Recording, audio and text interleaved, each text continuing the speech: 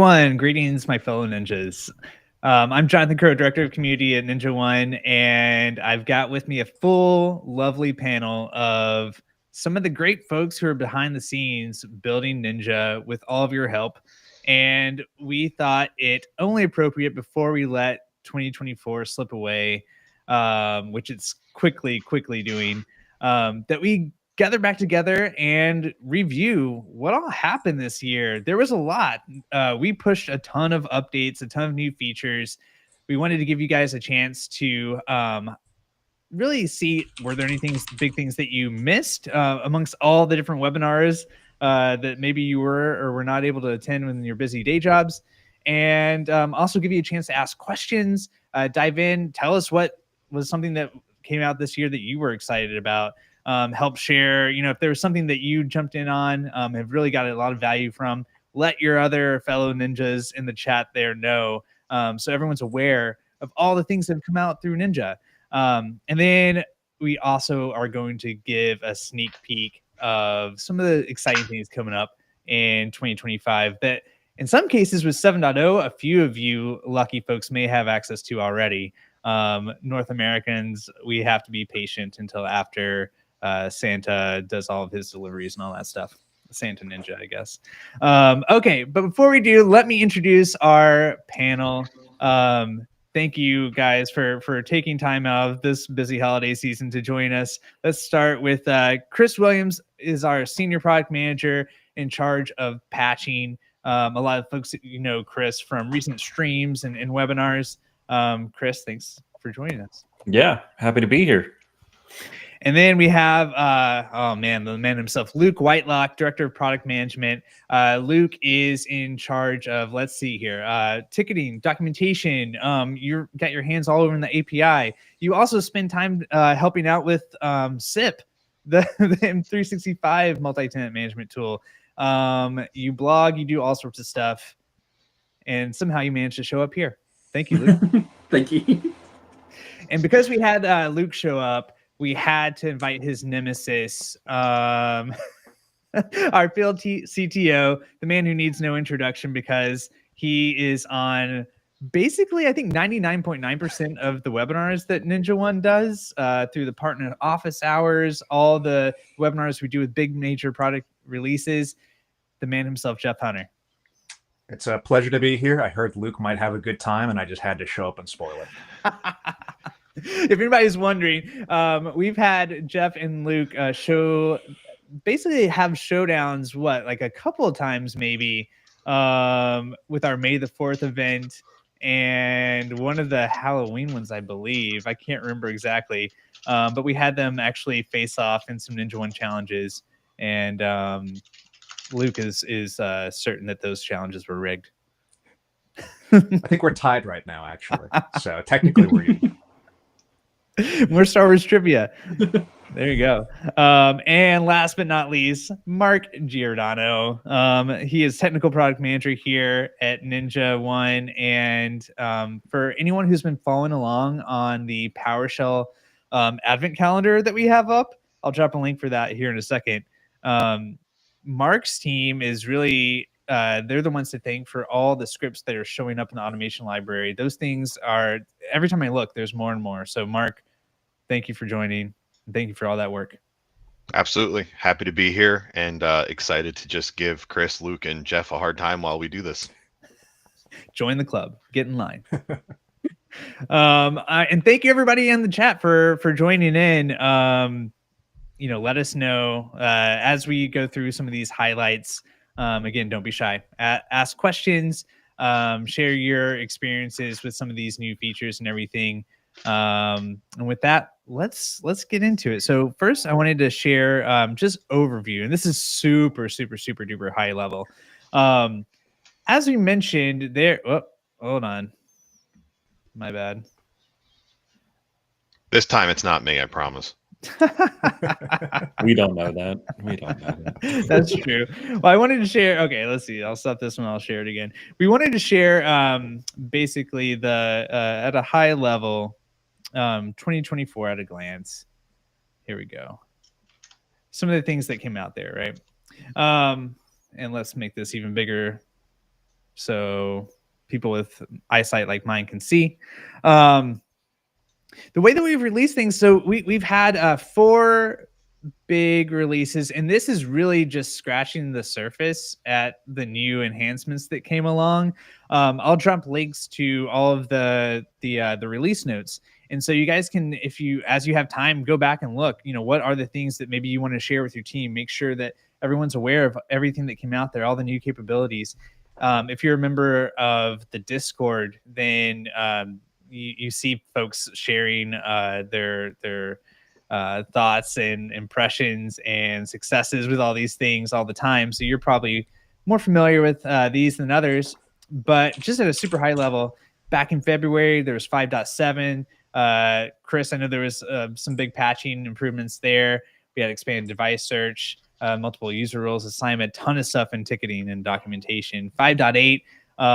There is Bitdefender Gravity Zone, long awaited. Mark, that was like when you started making a big splash with a whole new batch of scripts. June saw the launch of MDM, which, if you guys missed it, there was a webinar last week with Jeff and Josh Schofield, and they dove into some of the latest things with MDM, and more coming on that all the time. Image backup went into beta and now is in general release. Warranty tracking, another big one that was released that's free to everyone. Started releasing that in beta and now has gone into general release as well. And then in November, most recently, we had updates to Ninja Remote Quick Connect, reporting upgrades. NMS was kind of relaunched, ServiceNow, Zendesk, all sorts of stuff going on. But that, like I said, really just kind of scratches the surface. So I wanted to give these guys a chance to dive in a little bit more granularly. And let's start off with Chris, because Chris, this has been a big year for patching. What were some of the things, as you look back, you give yourself a pat on the back? You know that there's still work to be done. Yes. But take a little victory lap and walk us through some of the big highlights that you're proud of for patching. Yeah. The work is never done. You're right about that. But it has been, it's been an incredibly busy year and productive year for the patching engineering teams here at Ninja. And yeah, you talked about 5.7. We had some patching changes. I want to touch on three releases, or three features, 3 bigger features that we had this year. And if I could, I'll share my screen just to walk through some of them. You got that up? There we go. So the first is our delayed approval option for patching. This first came out in 5.7 in February.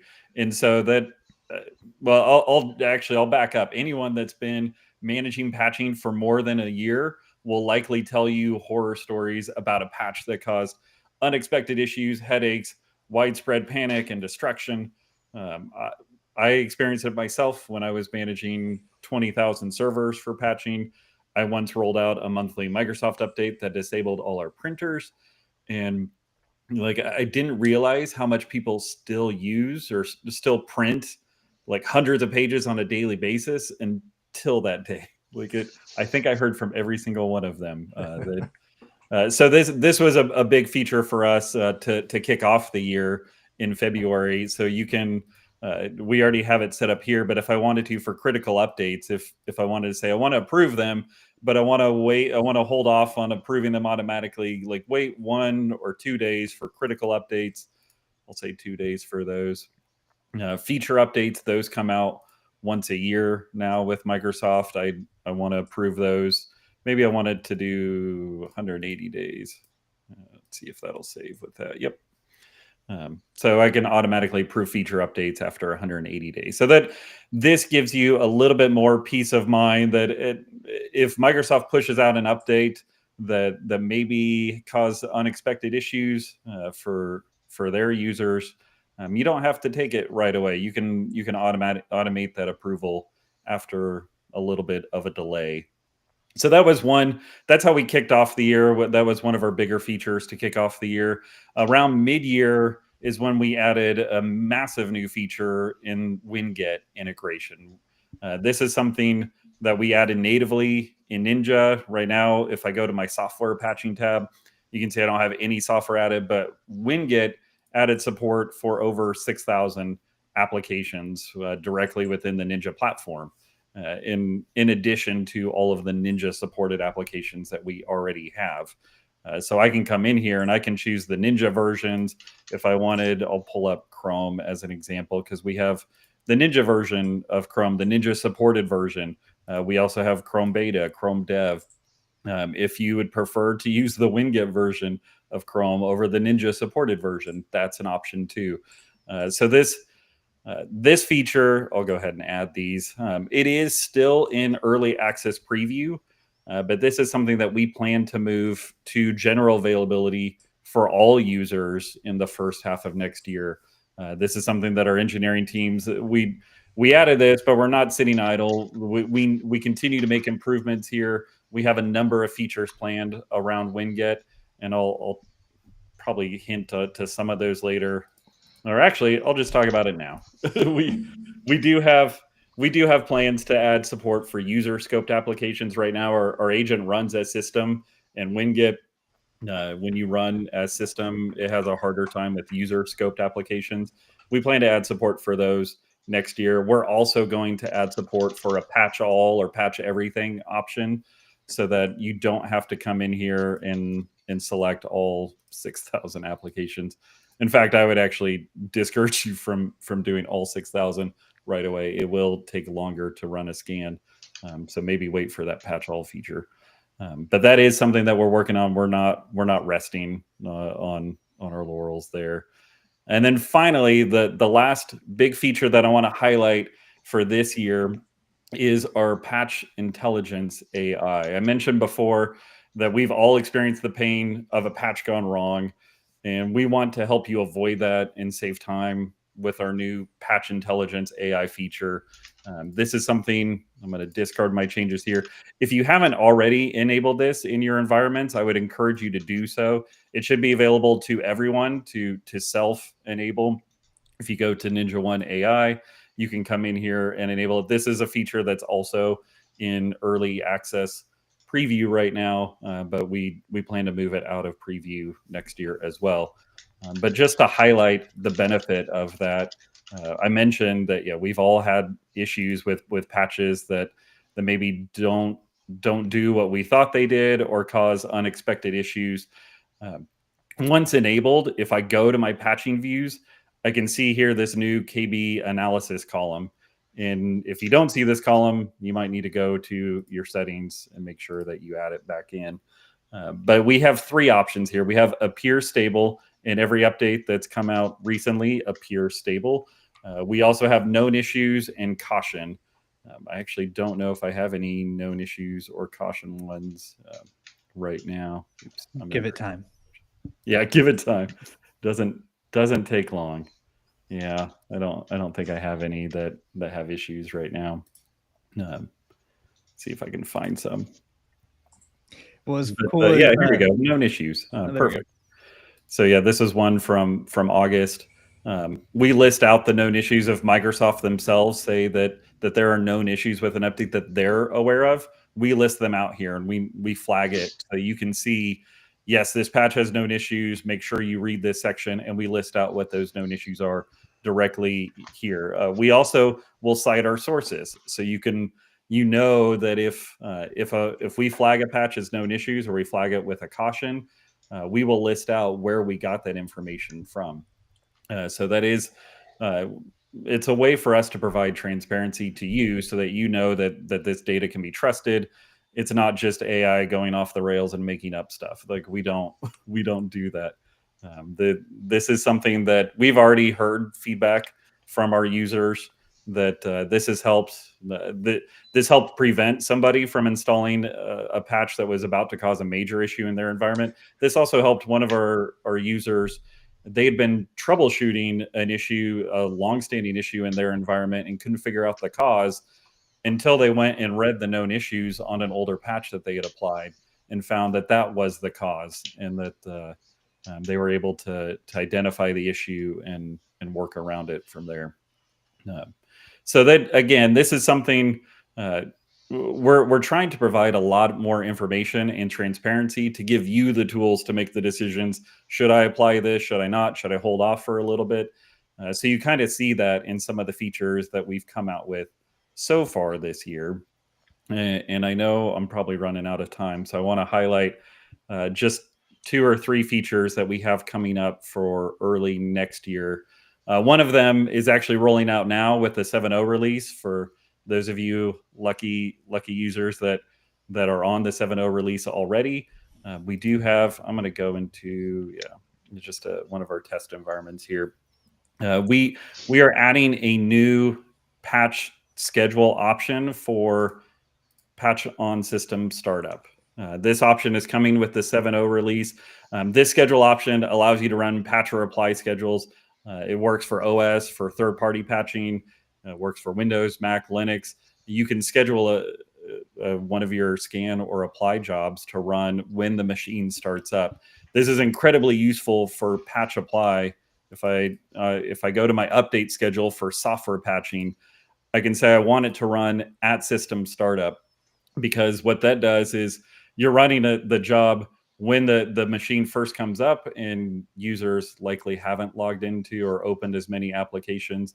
So this should hopefully reduce some of the failures or issues that you get where software is still running, a user still in there and refuses to save their work to close the application. So that's a new option that's coming in 7.0. We do have a much bigger feature. Let me exit out of this and go to my devices here. I'm in a test environment, so you're going to see a lot of junk data here.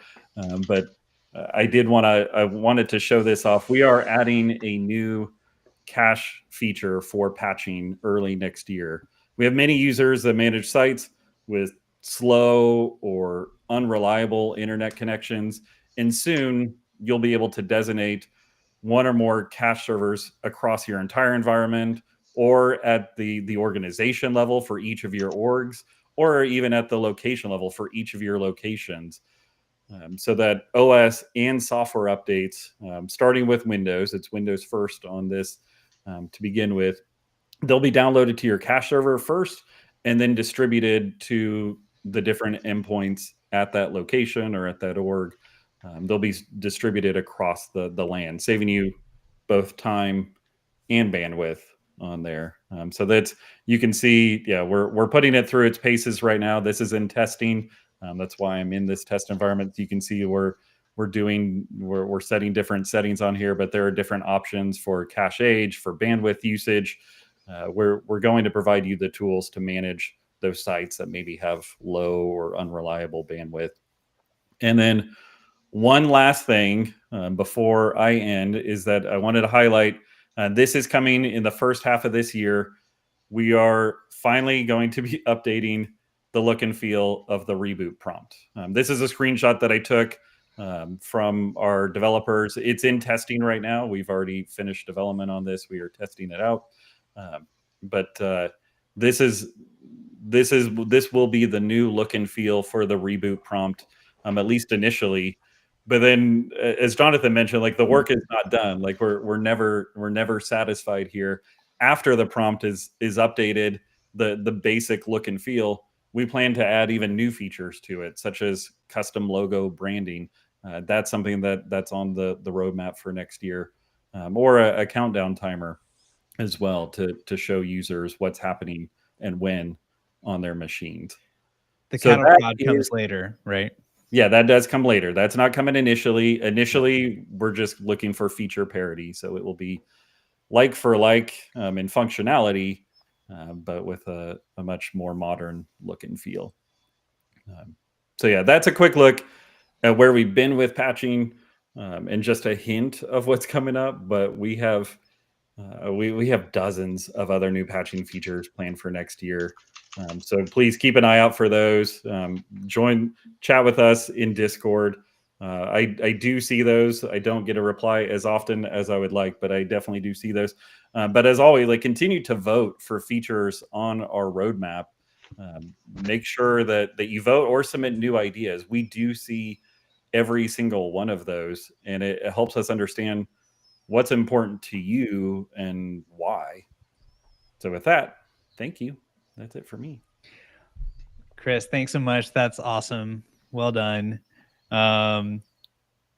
Yeah, especially it's that prompt at the end there, the being able to update the look and feel of that, like was mentioned in the chat. That's something that folks have been talking about and asking for a while now, and so that's cool to see that that's coming and that people are excited to see it. And I think it's also just another testament to, you mentioned that you don't get to respond as much as you like, but you are super active in the Discord, and I know all of us really appreciate it. So we're always listening. I know sometimes things take a little while to get out there, but you guys are working hard on it all the time, and I think it definitely underscores how we approach things at Ninja. To that end of like the work is never done, just pulling up one other comment from G man, I never know how to pronounce your name. I never know. Auto maintenance mode. There was a huge discussion about this name in Discord. I know there think was. I think it's know. GFPV. Yeah. I think GFPV. I don't remember. I think he'll correct us, I'm sure. He will. I'm waiting for it. But also there's one other thing before we move on. And Well, that's another. Oh, go ahead, Chris. I was just like on the auto maintenance mode. I do want to highlight that is in development right now. That is planned for the first half of next year. It is something. It didn't make the 7.0 release. It's probably not going to make our 8.0 release, but it will likely come in the first half of next year. So. Also, while you mentioned that, just a quick note. You may have noticed when I pulled up that graphic before, and if you've been using Ninja for a while, you're probably used to seeing the dot, the incremental, like the release numbers 5.7, 5.8. You'll have noticed that we went from 6.0 to 7.0. Now we're going to 8. So that is a change that that's being implemented, and just wanted to call that out. So you don't need to worry that you've missed something. We are still using, we'll see other numbers if there's hot fixes and things like that, right? But yeah, just wanted to make that a quick call out. And Luke, I think we should go over to you next, but before we do, I'm sure you saw this in the chat. Oh man, where is it?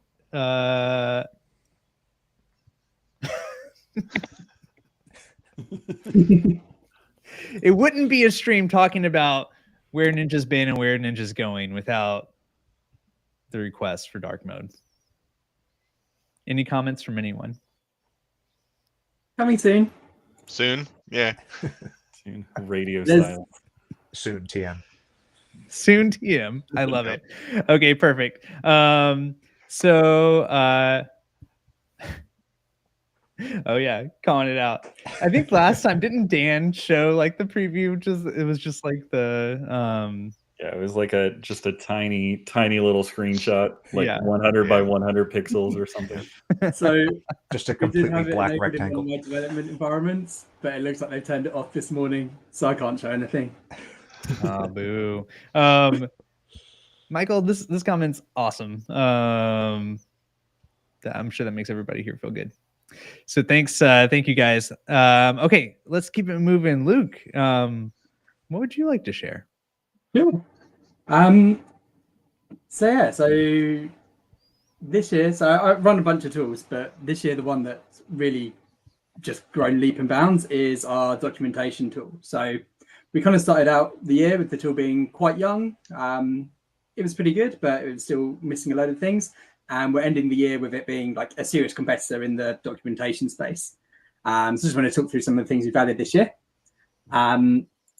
So starting off in our knowledge base, we've added in a brand new editor. So previously the editor was a little bit hard to work with and annoying, but we've added a whole new editor in. So now you can do pretty much everything. You can even go in and edit the HTML directly if you want to. Around knowledge base articles as well, we've added the ability to cache them locally. So if you accidentally have an error or lose an internet connection, you're not going to lose your draft. It'll just be saved locally. We've also introduced version history. So if you do make a mistake, it's easy to go back and view other things.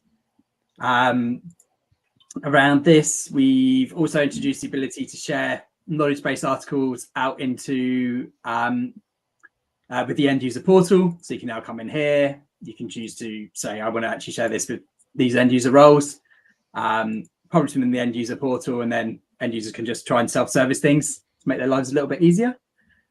Also, we've introduced full text search. So you can come into a knowledge base, do a search, and it'll search inside the whole content of a document, show you where it is inside the document. We've also introduced the searching by titles into the global search, so you can now quickly hop to things that you want.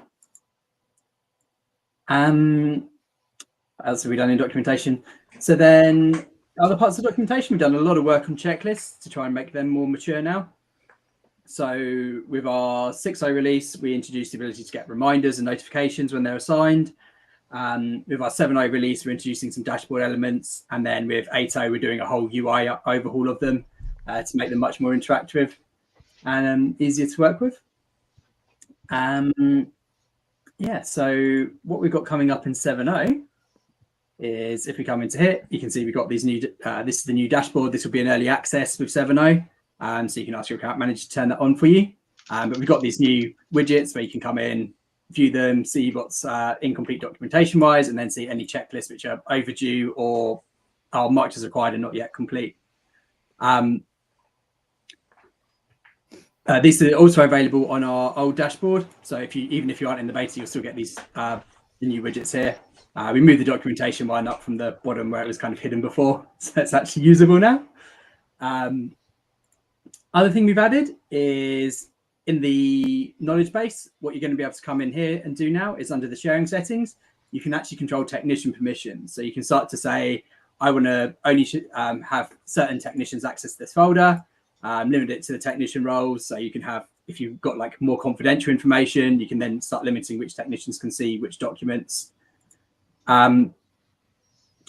We have then also, coming in 7.0, added in a whole new UI overhaul for apps and services documents and also for custom fields. So it's now much easier to use. You can come in here. We've added a new related items menu. So this is also going to apply to knowledge base articles, and everything else is going to move over to this format, where you now just get a little side drawer. So it's easier just to, you can see them when you want, and they'll be hidden away when you don't need them. And custom fields is then, they've also got a UI overhaul, so everything just looks a little bit nicer and is easier to use. Is there anything else we've got coming? I think that is pretty much everything that we've got on the documentation side coming soon. I'll show you a quick thing in ticketing. Let's try and find a test ticket somewhere. Got anything useful? Probably not any up here. We've got a new sidebar widget coming in ticketing in 7.0, which will show you recent ticket items, where you can then easily see like what tickets have been opened for an organization, a contact, or a device, either when you're logging a ticket or working on them. So if you have got a wider problem, you'll be able to easily quickly see like, oh, we've already got a ticket open for this, I don't need to do anything else. Let me go and find one of those that I can show you quickly.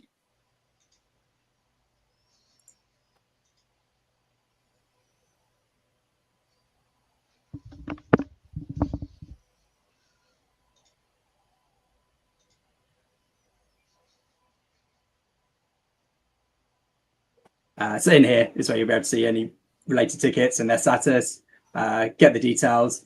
And we've also introduced the ability to resize this, so you can just get rid of it if you want, or make the actual ticket window whatever size you like.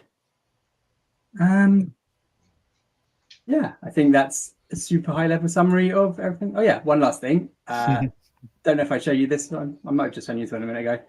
The new apps and services UI for the new apps and services documents. Can't remember if I did show this one, I might have done, but this has got a whole new UI as well. Yeah. Awesome. That's a quick summary of things.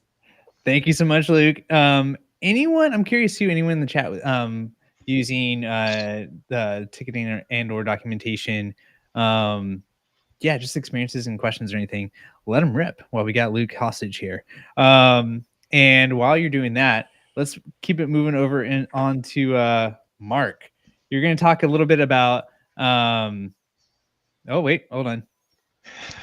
Yeah, we should have Greg here. Do you plan on updating your mobile app? Yes. Yes, it has already gone under some pretty extensive, I would say, upgrades. There's the NinjaOne Assist app, which is the end user mobile app, and yes, updates are planned for the technician side as well. Greg should be here because he'd be able to speak to that and possibly show some things off. But from what I'm sure all of us have seen, it's pretty fantastic. There's some good changes coming there. And the knowledge base articles that you share with your end users, if they log into the NinjaOne Assist app, you will be able to they will be able to see and access those documents right from their mobile app. That's another. We can get Greg to come on in January and give us a review. It's been a little while since we've seen Quick Assist and Remote and all those things. All right, so Mark, let's talk about scripting. You guys have been busy. Yeah, a little bit. I would say, it's not as flashy as Chris and Luke and some of the cool things they showed, but functionality, right? It's important. The idea when I joined the team and the entire out of box theme is we try to bridge the gaps while awesome guys like Luke and Chris are making these features, and maybe it's something that we can get out as a script quickly to kind of bridge that gap while other areas of the product are being developed, which takes longer in those instances. So it's a lot of fun to be on this team. The ability and the flexibility that we have to churn things out really quickly, kind of stop what we're doing and put something in front of another thing. Do we have a good question? Oh no, well, I was your face got real excited and it made me excited. Well, no, I was just reacting to that. You're kind of in a cool position where you guys are able to add scripts without waiting for an official release. Isn't that right? Correct. We release pretty much at will. If you remember when I first came on board, there were quite a number of months between releases, and you'd get that big 66 release. I think the next one we had was 55 or 54. But since then, we've tried to increase the cadence at which we're releasing. Again, because the idea of these scripts are people need them now. We bridge the gaps. So we've been trying to release in less than a 2-month cadence at this point. Give or take, depending on different scenarios and what's going on. But yeah, the ability to be so flexible is fantastic. Again, if I'm going to plug the Discord, again, if you're not on the Discord, please be on the Discord. It's a great community. A lot of information flows back and forth there. A lot of our users on Discord, sometimes they will find something. Maybe it's a bug in a script, maybe it's not. And maybe they're just like, hey, how come this feature is not in this script? That is the great thing about my team, is we have that flexibility to take that feedback. And if priorities align, we can get that out in the very next release. So there's very quick return on the feedback that comes in from the community, as well as submitting. We have a product board for the template library as well. So yeah, it's been a great year. We've released so far 167 new scripts. We've updated 102 have been updated, and we have one more release that is coming probably in the next week or two, so before the end of January, which will put us at a total of 182 released for this year and 122 updated. That will bring our template library up to 255 at the end of the year. So pretty excited about that. Obviously, we've more than doubled in the past year the number of scripts. And I know we have also made a very, very concerted effort to make sure we're also keeping in mind Mac OS and Linux scripts, trying to get parity there as much as possible. That has been a big ask I've noticed since I've come on board with Ninja. Where are the Linux scripts? Where are the Mac OS scripts? So, now we kind of, every time we come up with a script idea, we're like, can we do it in Linux? Can we do it on Mac? Does it make sense to do it? And so we try to do that as well. A good showing of that is we did release 4 Proxmox scripts as well this year, which was we got some really good feedback about that. People were excited to see that. Obviously, Proxmox is becoming the big dog in town lately. So it's fun to be able to do these kind of things for people. That's awesome, Mark. And man, hats off to you too. I mean, you're constantly in the Discord too. of course, you're active there even before being an Ninja employee. And it's just much appreciated how much you share and how active you are and how much you respond. We have Brendan, sharing a comment here too, and you're a key part of that. So as you're taking, we're wrapping up the year. Good to look back and be proud of some of the things you guys have done. I wanted to share a few links here. And also ask, maybe it's super basic. Maybe everyone watching already knows how to do this, but if you have a portal handy, could you walk through just showing people how to get to the automation library? I know it sounds super basic, but might be something that worth just showing really quickly. And then I also wonder too, you're adding so many scripts so often and not necessarily tied to the new releases. I wonder how we can do maybe even a better job of communicating those things to the community. So that's something I'm going to be thinking about. Yeah, that's good points. I think Brittany made a new script alert that people in Discord can add that role to themselves. And then when there is a new release, I try to remember to go into Discord and tag that group so that everyone gets a notification. We do under releases as well and announcements on our dojo. Yep. We do an article there as well. But again, for people who aren't reading the dojo or looking at the release notes or aren't in our Discord or tagged, they might miss some of those. So I'm not sure about that Big Jeff comment. Right. That's what I'm. So I do want to add a few things here. So there's even beyond, I imagine everyone watching here, you're probably a Ninja user. But what's cool too is the members of our marketing team have also started gathering things here, and they're a little bit behind because Mark moves so freaking fast, him and the team there. But they do have the script hub. So I dropped a link there. Here, I'll just pull it on the screen real quick. And it's pretty cool because it does give you, let's see. It does give you the ability, here we go, cool. To go through and search through things a little bit more easily. And they actually do, like Mark commented on, you can go through Mac OS or Linux or Windows and filter that way. You can also search for topics and things like that. So that's listed a lot of scripts. And when you go in there, let's just go for the PowerShell pop-up. Some of these titles, well, anyway, if you go through here, first of all, you'll see downloads. You don't really need to go to that. I think deploying NinjaOne will actually take you to, basically a trial form. So ignore that. Here's what you can do. You can go to the script here.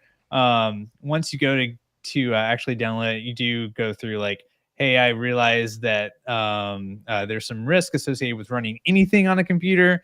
And so you have to go through that. But then you're able to copy and get the script. Also, I just find it's a good way, once you see what it's called, you can actually just go into the automation library and use it directly within Ninja. But just to call out that it's another way to search through and see what's new. And then also, I guess while I'm here, I wanted to share that we also have our advent calendar going. And this is another way. They're pulling from those posts and through each day of December here, we've got a new script that pops up. So I'm going to drop that in the chat. Will for run could not get access to the site. If it's the site that is the script hub, yeah, let me know in the comments if that's what you mean, because that should be available to everybody. Keeps asking me to sign up. Yeah, it shouldn't be the case. I'll use that as a to-do item for myself and look into that. But yeah, Mark, great work, and thank you. I'm gonna pull a Chris and a Luke. One more thing. Oh, nice. One more thing. Coming this year. Well, coming 2025. We're not quite in this year yet. We are going to add an additional script variable to our scripts for a secure script variable. It's going to function much like Luke's custom field, secure custom field works. So it'll be secure and it'll allow people to enter in, a sensitive bit of information and send it directly into the script, versus right now our workaround, I'm sure people who have seen the template library previously and recently have seen that we basically pulled a lot of our scripts that were asking or required sensitive information, and we've adjusted them to ask for a secure custom field instead, so that we can read the information from the secure custom field and inject it into the script. So that was the workaround to continue to make sure that everyone's data remains as secure as possible. So we're going to be adding in a secure custom field secure script variable that will much act like a secure custom field. So that'll be very useful, and I'm looking forward to that. Nice. Just really quickly, we'll run for fun. I've tried opening up the script hub link in incognito window and everything, and it works for me. It's not asking for any sign in. I think once you do go into the posts themselves, maybe if you're doing download or anything like that, but yeah, I don't know. I don't have any good suggestions here, but it seems to be available to me. Hopefully we can get that working for you. Well, Sean, thanks for mentioning this. I just wanted to bring this up because, as you've seen, like, so much of the way Ninja developed things is listening to you guys and getting input and trying to deliver on those things as fast and as reasonably as possible. That said, there's a lot of requests that come in. These are stacked, from going back for a ways. Maybe I just wanted to bring this up and open up for you guys for talking a little bit about how, how you address feedback and how things are kind of prioritized. I know there's a big system behind it, and maybe there is some better things we can do around communicating, but I know it's also a challenge. Yeah, it is a challenge. Just the tool that we use, unfortunately, when you submit ideas or when you vote on items, when you vote on an existing item, then that it's very clear, because when we update that, you'll get an email, you'll get a notification that said that we made an update to that item. But for individual feedback, like if you submit a new user idea, the system that we use doesn't make it easy for us, unfortunately, to reply back to you. And we're getting hundreds of those a week. So it's just the challenge there at scale is always an issue. But it is something I mentioned before when I was talking, that we do read through every single one of those. We do see them and we do log them. We have the public roadmap, and then we also have items that are on an internal roadmap as well. And so we do log all of your feedback with either a public roadmap item or an internal roadmap item. But from a priority standpoint, the best way to know what's being worked on is to look at that roadmap. We have what's planned, what's coming up in the next release, what's planned, and then what's under consideration. Anything under consideration is probably a little bit further out. Anything that's planned or obviously in the next release, those are items that we do intend to work on soon. So I hope that answered the question, but I'll open it up, Luke or Jeff or Mark, if you want to. The only thing to add is, so we use our feedback tool, but it's not just the feedback that people submit through there that we get sent into it. We pull in all the data from our support tickets when people are asking for features. Account managers can log things via Salesforce straight in there. Any emails we receive to feedback addresses, we send into there as well. So we get a lot of different sources from feedback, and it's taking a lot of different directions where they come in to try and figure out the actual priority of doing things. So it's a bit of a dark art to try and figure out exactly what order we make things. But yeah, we try and be as transparent as we possibly can. Not possible all the time, but we try and do our best. Yeah, and keep the feedback coming. I mean, you always feel free to raise things with us, and know that there is a system in place. Things are being read, but yeah, always feel free to reach out. All right, guys, it's been we got about 12 minutes left, and Jeff, you've been patiently sitting there in your fortress of solitude. That's right. Let's talk about a little bit any things that you've seen as a highlight. I mean, you come from the perspective of seeing everything. I mean, each of these guys are working in their own specific areas. within Ninja, and you're kind of seeing everything across the board, and you're walking through all the partner office hours. You're seeing people's questions, and you're also highlighting a lot of the new features. What are some of the things that have stood out to you? Yeah, I sort of am a minister without portfolio here at Ninja, so I can kind of choose whatever I wanted here. And I decided to go with warranty tracking, which is a new feature that we launched this year, and I think is just incredibly useful. It's one of those features that is so handy that it almost feels like magic when you're using it inside Ninja. This should be available for everyone. I am in the Canadian environment, so I am on 7.0, and that means it is officially GA. Everybody can access it, but if you are not in the Canadian instance or an environment that's on 7.0 yet, you can request this from your account manager. You will see Ninja One AI there. Like I said, everybody should see it, but if for whatever reason you don't, you can go ahead and request that from your account manager, and then you just go ahead and enable this. I'm looking at the wrong thing. Right there, warranty tracking. And so here, there's a little getting started tab, but then we'll go ahead and enable this, and you'll see that in 7.0, we do have Dell, Lenovo, Toshiba, HP. I'll say that that is not the same as HPE. So HP and HPE would be two different things. This is only supporting HP devices today. And then in the 7.0 release, we added the addition of Microsoft type devices.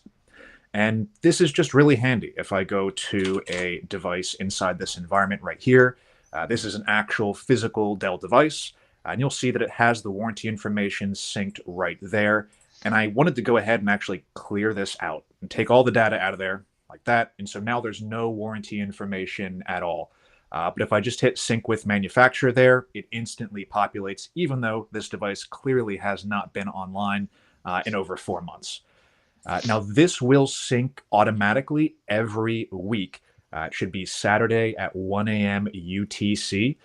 So these should all sync automatically every single week. The exception to that is going to be HP, which I believe syncs once per month. So that's going to be the cadence on when this is going to be updated. And you might be saying, hey, I don't want to have to go to each individual device here to look and see if it's in warranty or not. And I, again, clicked on the wrong thing there. Let's go into our policy. And so if you want to get notifications, if you want to actually track this and have this automated flow of notifications letting you know when a device is approaching its warranty expiration, with that 7.0 release, you now have warranty tracking over on the left-hand side here. And so we can go ahead and enable warranty tracking, say, hey, how often do we want to know when the warranty is going to expire? 90 days seems like it's a pretty good standard here, and we can do this before the warranty expires, which I imagine is going to be most common. If for whatever reason you wanted to get an alert whenever the warranty is starting, you can do that too, but I imagine most people are going to be using the before warranty expires option. And then how frequently do you want to be notified? Do you want to get this at the first of the month, the last of the month, every day? That seems kind of excessive. And then we can go ahead and set up our notifications down here. So do we want to send this to notification channels? Do we want to have this create a ticket in Ninja One ticketing? Do we want to have this create a ticket in an integrated PSA or ITSM? You can see we have ConnectWise Manage set up here. So this is just really handy. This lets you know when devices are approaching that warranty end date. I think maybe the best thing about it is that it is free. Everybody can use this. This is something that's valuable for everyone. So there's no reason not to take advantage of it. One other cool feature is the reports that you can build. And so here we have a warranty data table report that I've created. And so this is something that can actually be sent out on a regularly scheduled basis. So in lieu of letting people know whenever the warranty is about to expire, if you'd rather give them a monthly report that shows them the warranty start and end date for all of their devices, that's another route that you can go, in contrast to having an individual ticket there. So it's free, it's really useful, there's no reason not to use it, so very happy to have this out. This is just a really cool feature. And since everybody else did it too, I have to do just one more thing, which I think everybody associates with Steve Jobs, but I honestly always think of Columbo whenever you do the just one more thing. But my one more thing is in tasks. If you go into tasks, We have had this separation where you have your static tasks that target a static list of organizations and devices, and they get different scheduling options from if you're using the dynamic groups, the device search groups that you can create. And we've added in a new option. You can see that we now have an interval option here, in addition to the daily, weekly, and monthly options that we've had since I've gotten here. And so this is really handy, and this gives you a much shorter cadence that you can operate your tasks on. For me, whenever somebody says, when do I use a scheduled automation in policies, or when do I use a condition in policies versus using a task? And my initial answer there is usually, A, does how you want to target the devices break down across how you have your policy structure set up? And then the secondary question there is, how quickly do you need this to happen? Is this something where once a day is an acceptable time frame, or does it need to happen much more quickly than that? And so now that second question kind of goes away. You get the ability to do this much more frequently. And so this is, I think, much more realistic, where if you're constructing your groups in a way where as they are remediated by the action, let's say an application gets installed, you can have that run every hour and they'll automatically drop out of the group. So it's not like this is going to run consistently across devices, every single hour. The idea is that whatever you're automating, that should then take that device out of that group, so it doesn't need to repeat every hour, but it gives you a much shorter time frame where you can have this stuff kick off. And so I think this is really useful. I also think that there is potentially some ability to extend another new feature that we've launched in 7.0, which is the compound conditions. Perhaps you could have a device in a group that is updating a custom field with its group membership, and then use that in the custom fields that we see here, or the script result conditions, to have group membership impact what conditions you want to apply to devices. So I think there's some interesting possibilities there as well. And with that, I'll turn it back over to Jonathan, since I know we're in our last 5 minutes. Thank you so much, Jeff. But wait, there's more. But wait, combat did it. conditions. I mean, Ari giving a big shout out in the chat. Really going to be a truly impactful feature for a lot of folks, and so looking forward to seeing what people do with that and sharing some cool use cases and things like that. And early in the new year, I did drop in. It looks like Robin did too. Apologies for the duplicates and apologies for the formatting, but we did post the 7.0 release dates. Again, some of those are going to be tentative. Guys, thank you so much for taking time. This month is insane. Really appreciate everything that you've done and taking time to share all those updates and taking a trip back and looking at 2024, giving us the sneak peek ahead. Let's give folks a few minutes. We have 4 minutes for any other questions. While you've got Ari points out that was 2 more things, Jeff. But as you've got these guys here, any other questions that you have? Mark delivering on his threat to give you a hard time. Mark, you're lucky I can't read. Any other questions you guys have? While you're putting those in the chat, I did want to call out a couple other things. We're not done yet in terms of virtual events for this year. We got one more big one coming, and that is next Thursday, December 19th. I believe at 11 a.m. Eastern, so a little bit later than this one. But we're going to be doing IT Festivus again. This is the 4th time we're doing this. And if you have not seen a previous one, it's an awesome, fun way to kind of wrap up the year. We've invited folks to share their admin feats of strength. I think we have a post going out on LinkedIn, Facebook, X, all those places. And then we also have in Discord a contest posted. We're inviting folks to share the feat of admin strength they're most proud of from the year. We're going to pick 10 finalists, and we're going to have the audience vote on the winners to pick their favorite one live. And the first place that comes out from those votes is going to win a Steam Deck. We're also inviting folks to share their IT grievances. Not that many folks need an invitation for that. But we'll be doing the same thing, and the grand prize for those for that one is a Lego. I think Luke, I'm gonna pick on you. Maybe you know how to pronounce this. All you guys probably do. Barad-dûr. It's the Lord of the Rings, like the tower with Sauron's eyes at the top of it. Can anyone correct me with my pronunciation there? It was close enough. Yeah, it's close. It's close enough. So we're giving that away. Is there a Christmas sweater contest again? Well, now I think there probably should be. So Robert, if you've got, I'm assuming that you've got a good one for you asking that. We can probably get that spun up really quick too. So yeah, fun way to wrap up the year. We're also going to be doing a segment based on Die Hard, and we've got some security experts in the space who are going to be providing their best DIY hardening suggestions, and also answering the question whether Die Hard's a Christmas movie or not. And so anyway, it'll be a great time, and you'll be getting some tips, also a chance to win some prizes, relax, unwind for the end of the year. Hope you'll join us for that. It's going to be another one of these streams, so no need to register. You just need to show up on Thursday, December 19th, 11 a.m. Eastern at that link on YouTube. All right. Well, with that, any questions come in? Oh, Chris Thomas has one. Anyone able to field this one? We've got some of our mainline folks, Gavin, Steven, Scott, not on this call, and so we may have to punt it to Custom them. Fields comes under documentation. Better, So we have Luke. one of my Yeah, let's say we have Luke. It's perfect. Yes, we're working on some things which will achieve the same thing. Slightly different way to that, but it will give you the same kind of experience in the end. We should be hoping for the first half of next year. Awesome.